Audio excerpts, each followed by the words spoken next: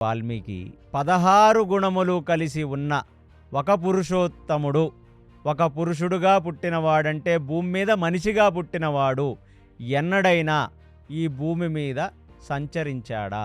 అలాంటి వాడి దర్శన భాగ్యం ఎప్పుడన్నా కలిగిందా స్వామి మీకు అని నారదుణ్ణి పరిప్రశ్న వేశాడాయన.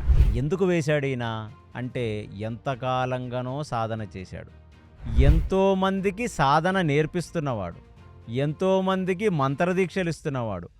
ఆ రోజులలో సాక్షాత్తు ఒక బ్రహ్మర్షిగా ఎదిగిన వ్యక్తి వాల్మీకి.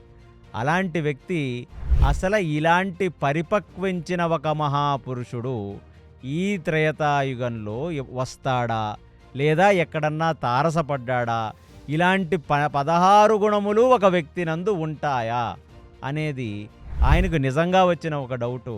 అది నారదుడిని అడిగాడు.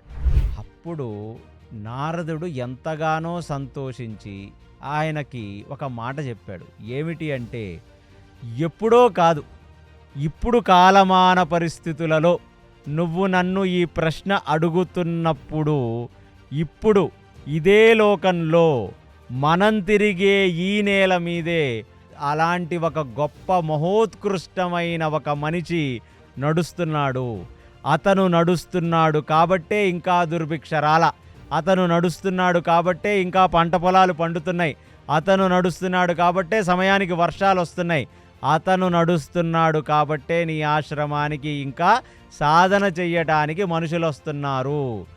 ధర్మమే ఒక రూపం తీసుకొని ఒక మనిషి రూపంలో నడిస్తే ఆ వ్యక్తి పేరే రాముడు.